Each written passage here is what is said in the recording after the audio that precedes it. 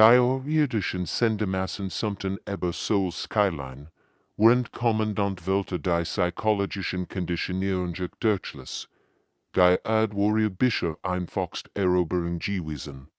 Kein Schlachten im Weltraum, kein Boden-Invasion, nur die stetige Anwendung neuroner Frequenzmanipulat, die darauf ausgelegt war, den menschlichen Willen zu brechen. Jimin Park sah in seinem kleinen Apartment anstatt auf den Bildschirm. Der die täglichen gehorsam Nachrichten anseit. Die irdischen Stimmen sprachen perfekt Koreanisch. Ihr Wort waren darauf programmiert, in sein Unterbewusstsein einzudringen und seinen Widerstandswillen zu sichern. Überall in der Stadt sorten Millionen anderer Menschen hinein. Wie hypnotisiert vor ihren Bildschirmen. Die Alien-Technologie war raffiniert und grossem zugleich. Jeden Morgen am 8 Uhr begannen die Betragungen mit sanften Nen. Die sich allmählich in das Bewusstsein der Menschen einschlichen.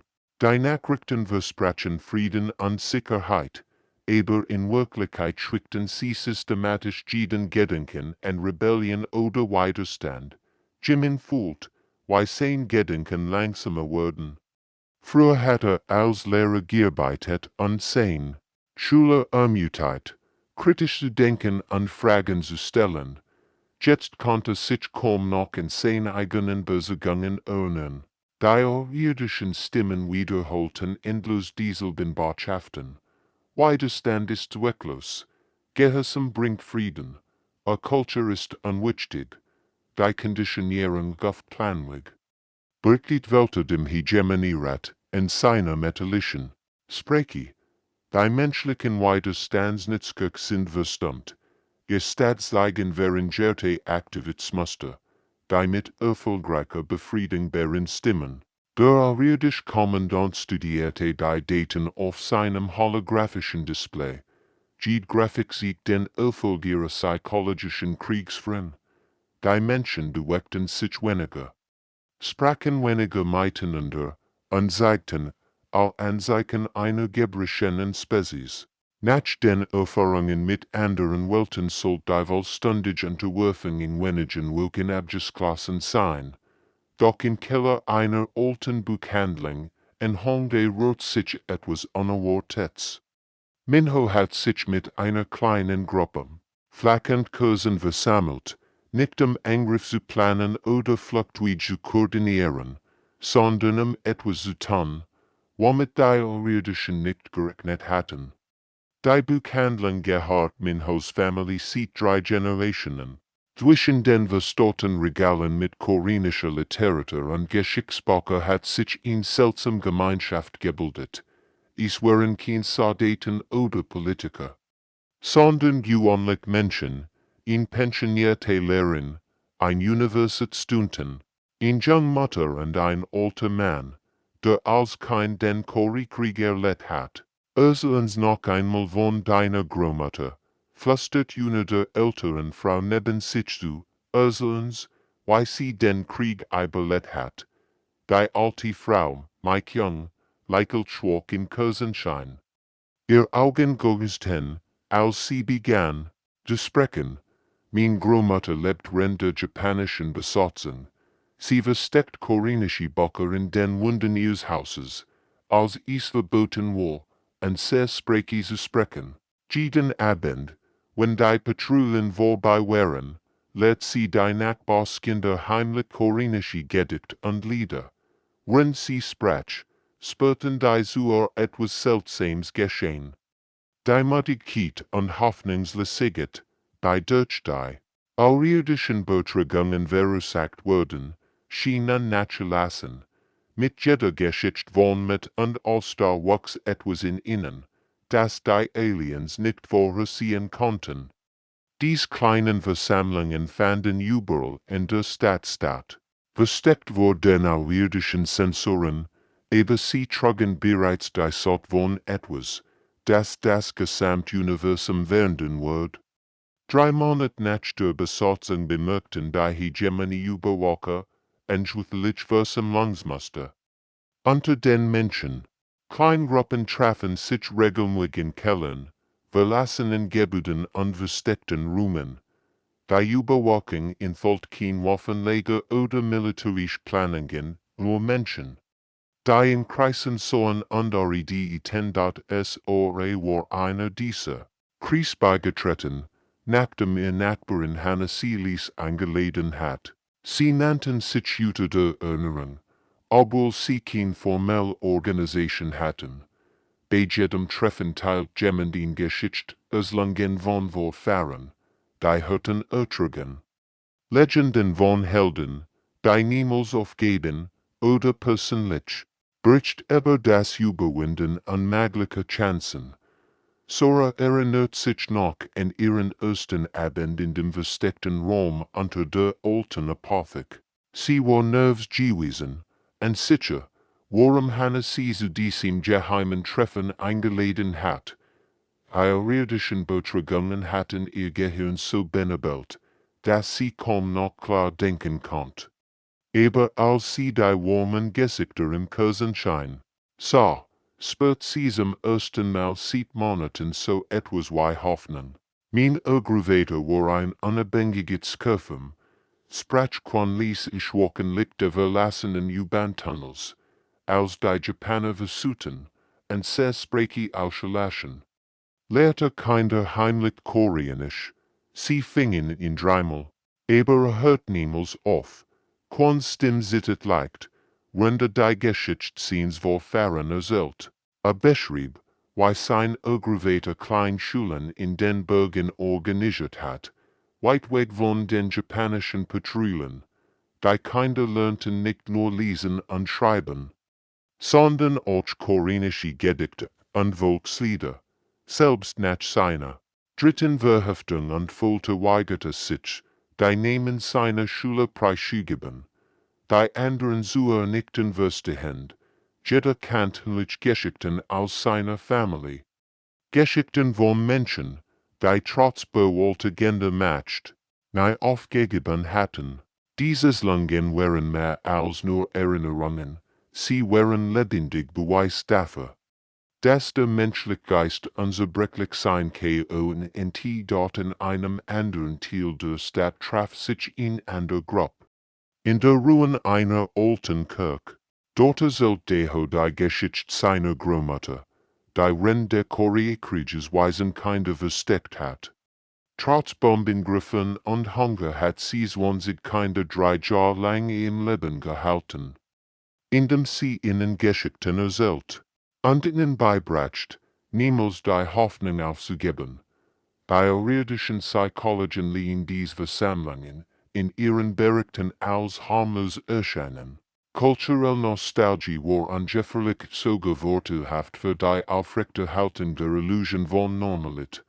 Rendier Konditionierung griffen, sie verstanden nicht, dass mit jeder geteilten Geschichte etwas in den Zuhören starker W.O.D. Dr. Welter studierte die Bewältigungsbericht und sah nur das, was es sein wollte, in geschlechtlichen Spezies, die sich in Vergingen Seiten klammerte. Sein Experten versicherten ihm, dass diese Art von Verhalten typisch für die letzte Phase der psychologischen Unterwerfung war. Bald würden die Menschen sogar diese harmlosen Versammlungen aufgeben. Aber in den dunklen Räumen unter der Stadt geschah etwas Außergewöhnliches. Mit jeder Geschichte spürten die Menschen, wie die neblige Benemenheit der irdischen Konditionierung nachlie. Die es langen wirkten wie ein Gegengift gegen die psychologische Manipulation. Langsam, unmerklich begannen sie sich an ihre stark zu ihren Ernähren Dr. Inho Kim bemerkt dies durch in seiner psychologischen Praxis. Patienten, die inzwischen völlig unterworfen sein sollten, zeigten an zeichen erneute geistige Widerstandsfähigkeit, nicht aggressiv Trotzigkeit, sondern in ruhig, unerschütterlich stark, die jeden Tag zu wachsen schien. Ich denk ständig an die Geschichten, die mir mein Großmutter erzählt hat. Sagten Patient, aber Menschen, die niemals aufgeben, egal was mit ihnen geschah, Dr. Kim sah in seinem Büro unbeirrt durch die Akten seiner Patienten, vor 3 Monaten während sie algebrochen gewesen und prämiert, hoffnungslos, und fig zu klaren Gedanken, die ariadisch. Conditionierung hat bei jedem Einzelnen perfekt funktioniert, aber jetzt geschah etwas Unerklärliches. Gestern war John Hosuin gekommen, ein Fabrikarbeiter, der monatelang, wie ein Zombie gelebt hat. Plötzlich sprach wieder mit Leidenschaft über seinen Großvater, der Ränder japanischen Besatzung, im Untergrund gekämpft hat. Sein Augen leuchteten, als die Geschichte sollt, und Dr. Kim konnte sehen, dass die geistige Nebel der ariadischen Manipulation sich lichtet. Überall in der Stadt vermehrten sich die unterirdischen Erzählkreis. Minju organisiert einen im Keller einer alten Kirche. Sie wollen gewesen, bevor die ariadischen kämen, und verstand instinktiv die Macht von Geschichten. In ihrem Kreis versammelten sich jeden Abend 20 Menschen, Familiengeschichte zu teilen. Hier startet einen anderen Kreis im Hinterraum der Restaurants seiner Familie. Zwischen den Sachen mit Reis und den Tpfen mit Kimchi sollten sich Nachbarn Geschichten über ihr fahren. Ein alter Mann berichtet, wie sein Veteran der Koreakrieges ein ganzes Dorf vor Soldaten versteckt hat.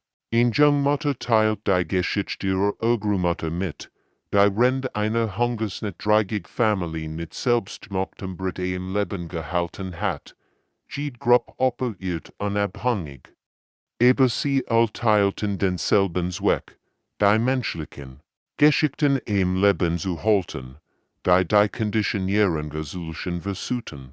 Und es zu wissen, schufen sie ein Netzwerk der Widerstands, das auf Erinnerungen und Hoffnung basierte, die neuralen Manipulationsfriends der Ariadischen, die darauf ausgelegt waren.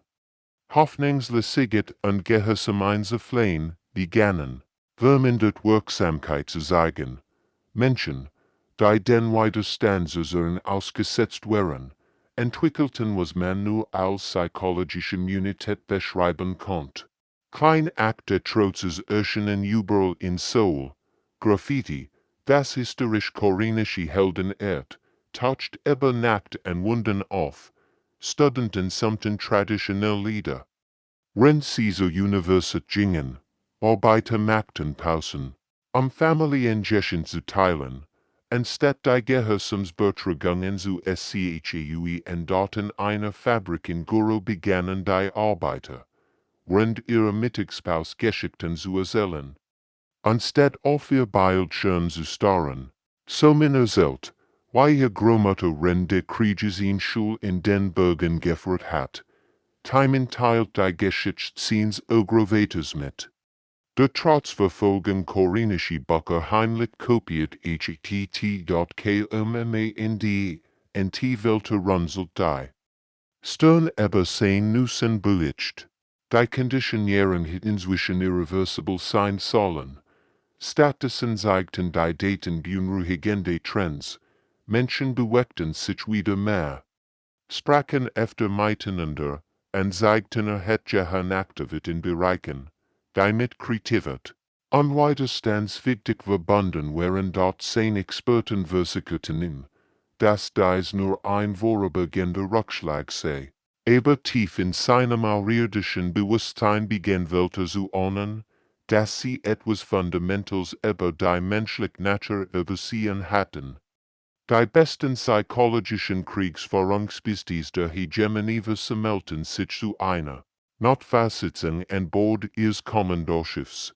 Dr. Zethmer, die 17 verschiedenen Spezies erfolgreich gebrochen hat, startwirkt auf die Daten der menschlichen Widerstands.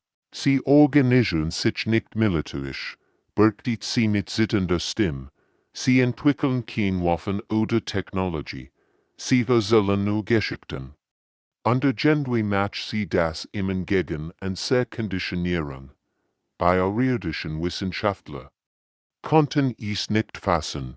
Ihr fortschrittlichste Technologie, die auf Dutzenden von Welten funktioniert hat, versagt gegen etwas so einfaches wie menschliches Lungen. Dr. Zethmer hat Civilization gebrochen. Die Jahrtausend alt waren, aber dies primitiven. Erdenwohner widerstanden durch Blowy W. RT.U after hatten sich die Zelkreis zu etwas noch Neidagewiesnem entwickelt. Jesu eine Hamalige Literaturprofessorin hat begonnen, das Phänomen zu dokumentieren. In ihrem versteckten Notizbuch schrieb sie auf. Was sie beobachtet, Menschen teilten nicht nur Geschichten, sie erschufen neue. Wetten feden historischen Widerstands mit zeitgenössischem MMI in Daten einem verlassenen Klassenzimmer, en Honde leitete zu einen besseren Kreis. Hier kamen Menschen zusammen. Die neue Geschichten schufen, inspiriert von den alten. Ein Mechaniker resultiert von einem modernen Helden seinem Nachbarn, der trotz der irdischen Überwachung jeden Abend koreanische Gedicht an Hauswind schrieb.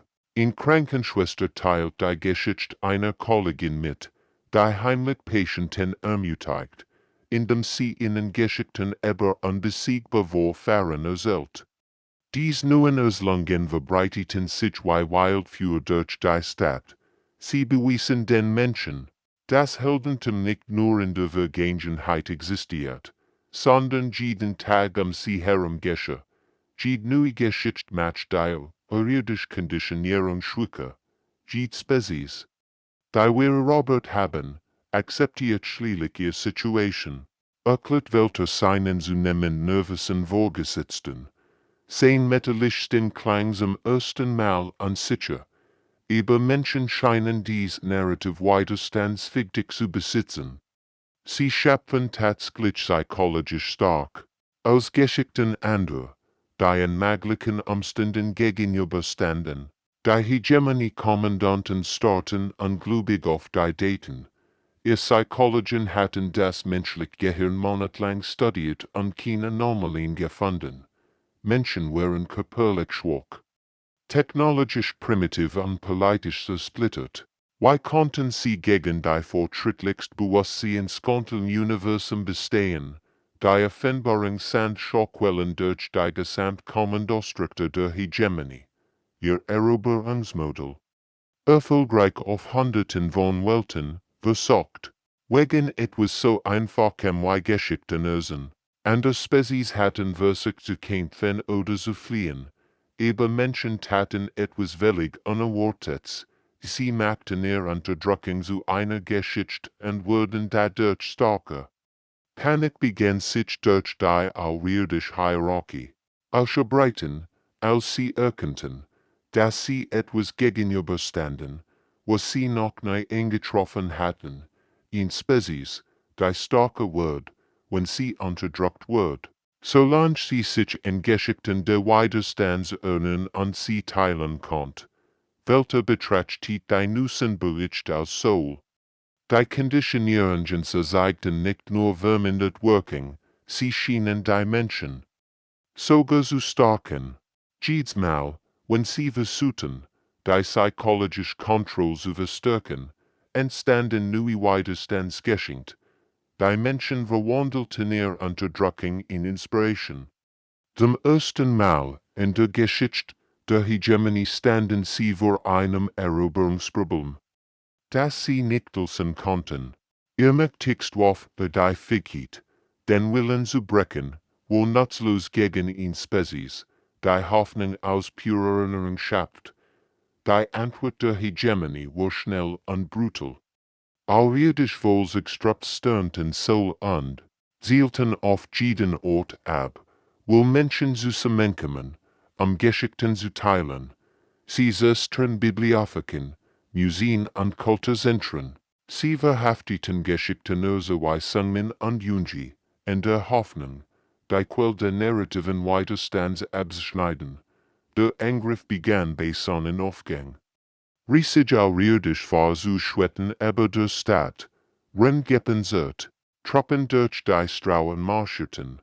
Ihr Scanner suchten nach Ansammlungen von Menschen, ihr Detektoren analysierten Sprachmuster oft zu such nachverbotenen Geschichten. Sungmin war einer der ersten, die sie holten, leitet einen Erzählkreis. In einer alten Teestube in Sardong, wo sich jeden Abend 30 Menschen versammelten, als die irdischen Soldaten deiter aufbrechen, erzählte Gerard die Geschichte eines Manns, der Ränder japanischen Besatzung koreanische Böcke in Hellen versteckt hat. Sie zierten ihn weg, aber sein Zuer wurden dies Geschichte niemals vergessen. Junge wird in der National Bibliothek gefasst, wo sie heimlich Kopien alter koreanischer Märchen und Legenden eingefertigt hat. Als die irdischen die Böcke verbrannten, leichelt sie, denn sie wusste, dass die Geschichte bereits in den Köpfen von hunderten Menschen lebt. Aber ihr Aktionen ingreten nur die wachsende Rebellion, die Verhaftung wird zu einer neuen Geschichte dem Juts. Die zuerst kulturell Stadt wird zu einem Symbol für das, was die Menschen zu verlieren weigerten. Die irdischen verstanden nicht, dass sie mit jeder brutalen Action neue Legenden SCHUFN dort zu heilen. Ein Strengkünstler begann von Malerien zu malen. Die Geschichten unwörter selten beilde, die den Geist der menschlichen Widerstands in einer Weise vermittelten, die irdischen nicht schnell genug entschlüsseln konnten, sie zu stoppen. Seine Arbeit erschien aber nach den Gebuden in der ganzen Stadt und inspirierte andere, kreative zu finden, die Geschichten im Leben zu halt und dort sein Mural zeigten einen alten Mann, der Kinder untersteht, rennt im Hintergrund Schatten, von Unterdrücken lauten, ein anderes Bild sieht die Frau, die ein Butch vor ihrer Brust hielt, random sie herum Flammen taten, irdischen erkannten die Symbolik erst. Wenn es bereits zu spät war, die Bilder hatten sich in die Herzen der Menschen eingebrannt, die unterirdischen Netzwerk passten sich mit berechender Geschwindigkeit an, Geschichten wurden in der Taktung von Ampeln kodiert, in den Musten von Wusch, die in Appartementbalken hing, in den Rhythmen von Bauarbeiten. Irdischen fanden sich dabei wieder. In ganz Kultur zu unterdrücken, die gelernt hat, sich in aller Öffentlichkeit sowie RSTCK in dort in einem Vorort von so entwickelt in Gruppe von Hausfrauen ein System, bei dem sie Geschichten durch die Art teilten, weil sie ihr Wusch aufhängten. Ein rotes Hemd in der linken Seite bedeutet in Geschichte mit, blaue Hosen in der Mitte für Geschichten über Ostau. Jungho und Neon starteten in Gruppe. Die Tausend von Geschichten auswendig lernt und so zu lebenden Bibliotheken Word, die sich im Handumdrehen verlegen konnten. Sie trafen sich in wechselnden Kellern, auf Dockbetten und in verlassenen U-Bahn-Stationen. Jedes Mitglied kennt 100 Geschichten perfekt und kann sie jederzeit weitergeben. Selbst als sich das Vorgehen intensiviert, verbreiteten sich die Geschichten schneller, als die irdischen sie eindämmen konnten. Für die zuerst Bibliothek entstanden sind neue Erzählkreis, für die den verhafteten Geschichten wachsen 20 neue Herren. Die Menschheit hat etwas entdeckt, womit die irdischen nicht gerechnet hatten. Die Macht der unsterblichen Erinnerung. Die unterworfenen Spezies der Hegemonie auf fernen Welten begannen durch abgefangen Communication von dem menschlichen Widerstand zu erfahren. Die Geschichte von Erdes narrative Rebellion verbreitet sich über den Planeten hinaus, getrieben von mitflenden irdischen, die etwas Vertrautes in der Menschheit kämpfen könnten. Jamin überwacht irdische Communication von einer versteckten Radiostation aus, die im Keller eines verlassenen Krankenhauses eingerichtet hat. Sein Ausrüstung war primitiv im Vergleich zur irdischen Technologie, aber sie reicht aus. Die Betragungen zwischen den Welten abzufangen, was entdeckt, während des Tales. Wesen von erarbeiten Welten suchten aktiv nach menschlichen Geschichten. In den verschlosselten Nachrichten zwischen Planeten von der Bitten um mehr Informationen über die irdischen Erslungen. Dies außerirdischen, sieht Jahrzehnten unterdrückt, erkannten etwas in den menschlichen Widerstandsgeschichte, was ihr eigen Hoffnung wieder entfacht, die psychologischen Techniken, die Menschen gegen Konditionierung immunisierten, schienen auch für andere Spezies zu funktionieren, wenn sie, als Erslungen statt als direkten Weisen präsentiert wurden. Jamin begann zu verstehen, dass die Menschen etwas Universelles entdeckt hatten in Art psychologisches Gegenmittel, das bei jedem denkenden Wesen wirken konnte. Auf der Bergbauwelt-Käfer begannen versklavte Wesen. Übersetzt menschliche Geschichten ihre Ruhepausen zu teilen.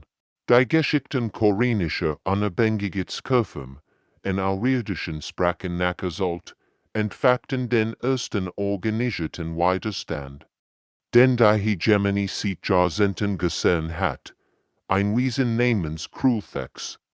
Das seit 20 Jahren, in den Minen von Käfer arbeitet, wo das erst, das ihn menschlich Geschichte hört, ist wo die Erzählung von einem koreanischen Widerstandskämpfer.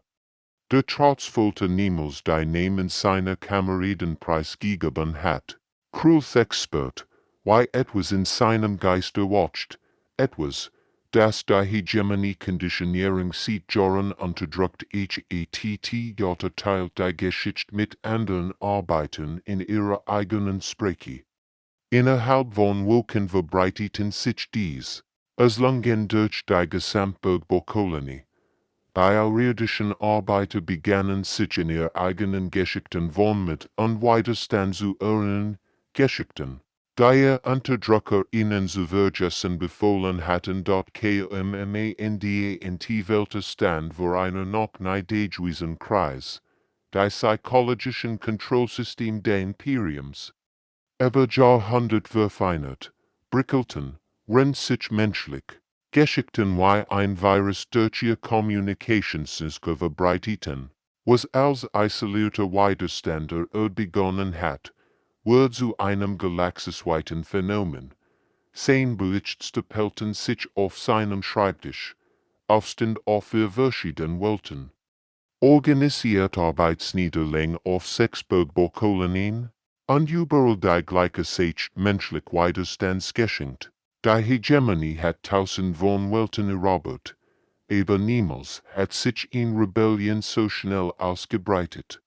Sunhi arbeitet mit einer Gruppe von Linguisten zusammen und begann wie zu entwickeln, nicht nur die Wort, sondern auch die emotional.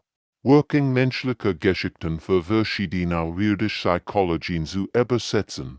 In einem versteckten Labor unter der Seoul National University analysierten sie, wie verschiedene Spezies Emotionen verarbeiten.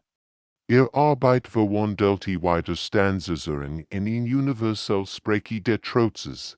Sie entdeckten, dass bestimmt Themen, der Schutz der Familie, die Bewahrung der Kultur, die Weigerung aufzugeben, bei fast allen intelligenten Spezies resonanten. In Geschichte über einen koreanischen Bauern, der sein Dorf vor Eindringlingen verteidigt, kann so übersetzt werden, dass sie ein Kristallwesen auf einem fernen Planeten genauso inspirierte wie einen Menschen in. So, das menschlich Geschichte Nersen war zu einer galaktischen Waffe geworden, mächtiger als die Technologie, die Hegemonie besser, von seiner versteckten Senderstation aus konnte man kaum glauben, was aus der ganzen Galaxis verbrücht erhielt. Der Geschichtenwiderstand, der in Souls unterirdischen Kreisen begonnen hat, erstreckt sich nun über Dutzend von Welten. Jede Spezies passt die menschliche Technik in ihre Kultur an und schafft ein miteinander verbundenes Netznarrative.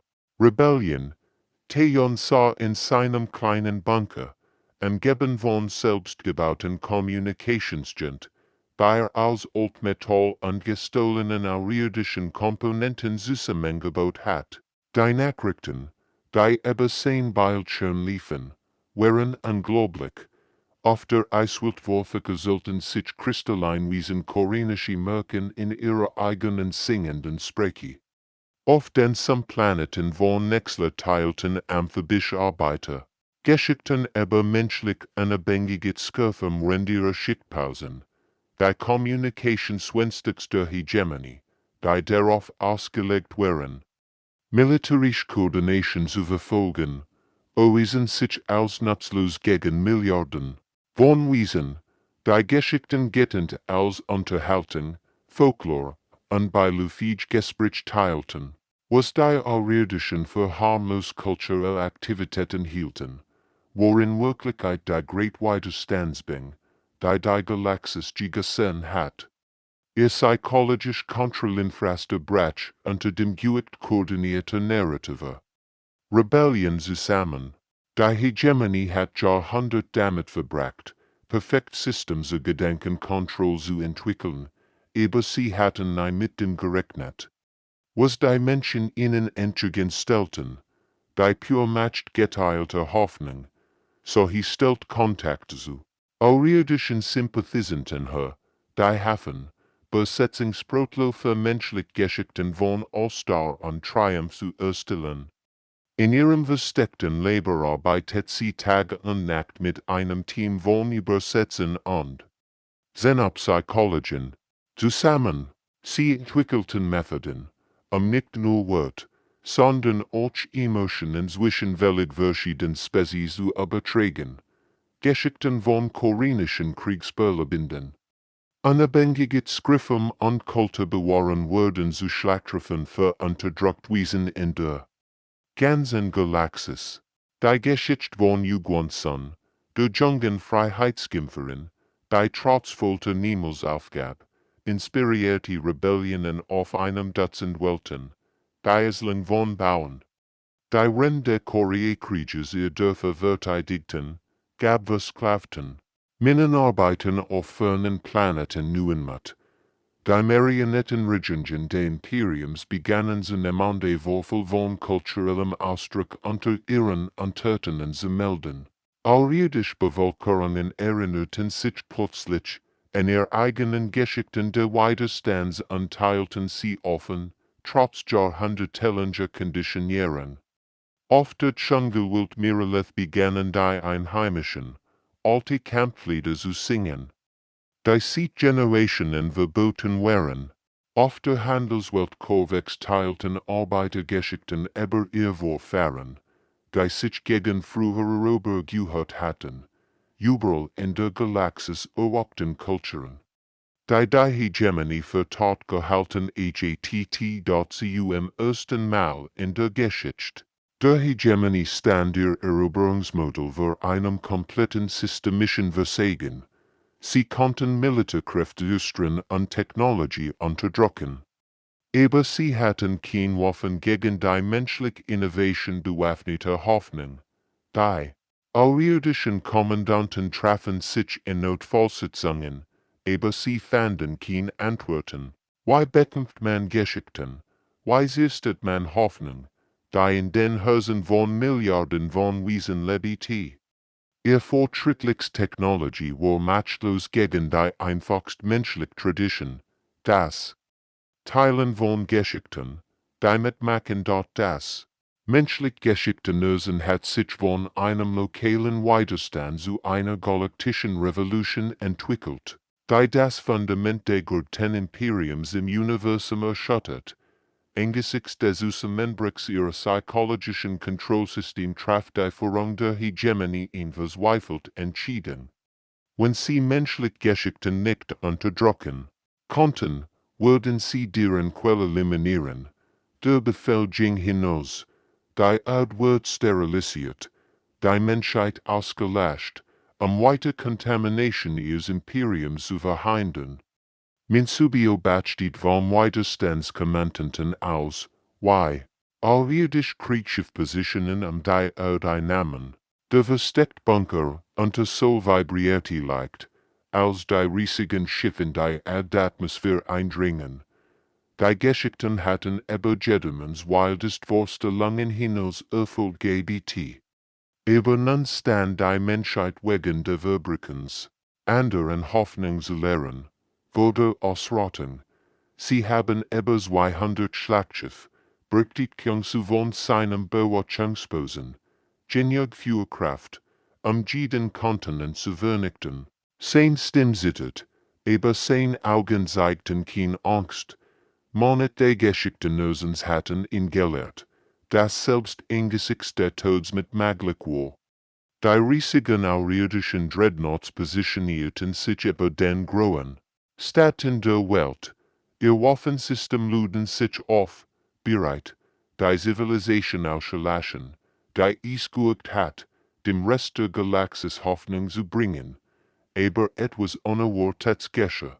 Die Hegemonie entdeckt jedoch, dass ihre eigenen unterworfenen Spezies nicht länger bei einem Genozid kooperieren würden.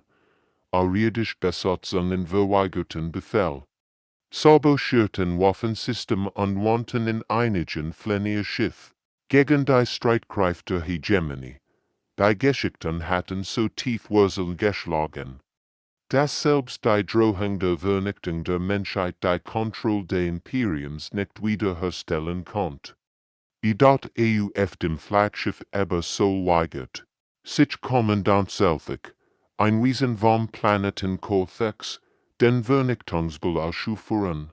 Sein eigen Spezies war vor 50 Jahren erobert worden, aber die menschlichen Geschichten hatten ihm geholfen, sich in den Stolz seines Volks zu erinnern.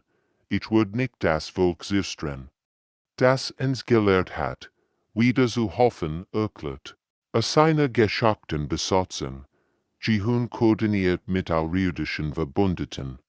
Einen kontinuierlichen Strom menschlicher Widerstands geschenkt über all Kommunikationskanäle der Hegemonie zu enden.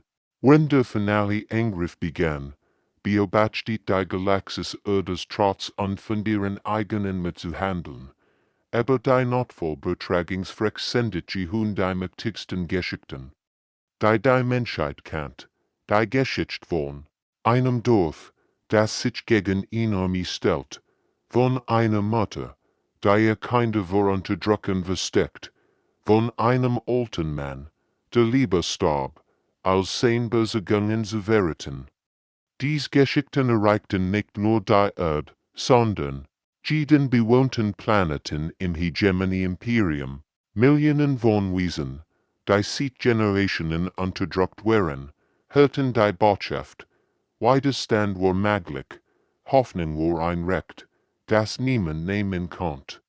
Die Schlacht die Erde wurde empfangen, der affine Rebellion auf Hunderten von Welten gleichzeitig entfacht, die Militärkräfte der Hegemonie, dann verteilt und durch Desertionen demoralisiert, fanden sich dabei wieder, nicht gegen eine Welt, sondern gegen ein ganzes Imperium in Aufruhr zu kämpfen, überall in der Galaxis. Erhoben sich welche, die vergessen hatten, dass sie frei sein konnten. Die Geschichten, die in Souls-Kellern begonnen hatten eine Revolution entfacht, die das Universum für immer wenden wird. Die Menschheit stand im Rand der Vernichtung. Aber ihr wünscht nichts wird leben. Der Zusammenbruch Hegemonie kann nicht durch militärische Niederlage, sondern durch den kompletten Zusammenbruch ihrer Fähigkeit, unterworfen Bevölkerungen psychologisch zu kontrollieren. Ihr Imperium sehr viel, als welchem Welt die Unabhängigkeit erklärt, während nicht durch Eroberung, sondern durch gemeinsames Engagement für kulturelle Bewahrung und Narrativfreiheit. Hirn was stand in den Ruinen der außerirdischen Sendenlich, en soll, die nun zu einem Denkmal und Museum umgewandelt worden war, die Konditionierung, die einst versucht hatten, den menschlichen Geist zu brechen, dienten nun als Monumente für die Macht der Geschichten, Hoffnung in den dunkelsten Zeiten zu bewahren. Berührte ihn der metallischen Wand, die noch Immer die Narben der irdischen Technologie tragen. Hier, wo einst Botschaften der Unterwerfung gesendet wurden, kämen nunmehr hundert von Menschen zusammen, Geschichten zu teilen. Schulkinder lernten aber die Zeit des Widerstands, wenn die Großen die Geschichten erzählten, die in Galaktis befreit hatten. Die fand sich im Zentrum einer neuen galaktischen Konföderation wieder. Die auf Prinzipien aufgebaut war, die Menschheit zufällig entdeckt hat, das geteilt Geschichten starke Bandi schufen als militärische Allianz. Und das cultural Vielfalt in Quell der stark war und nicht der SciHY dort in den ersten Monaten nach dem Zusammenbruch der Hegemonie strammten Delegationen von befreiten Welten zur Erde.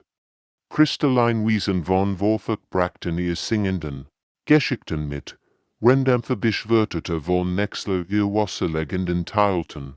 Jede Spezies hat ihr eigenen Erslungen von mit und Ostar, und erkannten die gemeinsame Quelle ihrer Befreiung. Cheyung arbeitet mit dem neuen galaktischen Kulturbewahrungsrat zusammen und stellt sicher, dass die Geschichten und Traditionen jeder Mitgliedspeis geschützt und geteilt wurden. In ihrem Büro in der Himalayan Hegemonie kommende Zentral koordiniert sie die Great Cultural Ost-Initiative in der Geschichte. Der GLAXIS. Die Himalayan Welten der Hegemonie bildeten in locker Allianz, in der narrativer Austausch das Fundament zwischenörtlicher Zusammenarbeit wird, anstatt durch Furcht und Unterdrückung zusammengehalten zu werden, verband dies neue Konföderation die gemeinsame Besorgung, dass jede Kultur wertvoll und schützenswert war. Jede Wurzel hielt Cheyung neue Besetzungen von Geschichten aus entfernten Welten, ein besonders bewegendes Land von einem Planeten, dessen Bevölkerung 100 Jahre lang zum Schweigen gebracht worden war. Ihr erst befreit Botschaft war in Geschichte über einen kleinen Vogel, der trotz gebrochener Flügel nie aufhört zu singen. Das Geschenk der Menschheit, und die Galaxis erwies sich wieder als fortschrittliche Technologie noch. Als militärisch stark, sondern als etwas weitaus Revolutionäres, das Verständnis, das Geschichten jedes Volkens zerbrechlich machen konnten, indem sie ihr eigenes kulturelles Gedächtnis bewahrten, hatten die Menschen dem Universum so viel gelehrt, dass Hoffnung, einmal entfacht und geteilt, niemals wirklich ausgelöscht werden konnte. In den Strauen von Sol, wo es begonnen hat, versammelten sich nun Menschen und auch irdisch Gleichkommen in den Himalayan Verstecken der Widerstands, die Keller und verlassenen Gebäude, die einst zuflucht für verboten Geschichten gewesen waren zu Tempeln der Erinnerung geworden. Das Zeitalter der narrativen Tyrannie war vorbei. Das Zeitalter der geteilten Geschichten hat begonnen.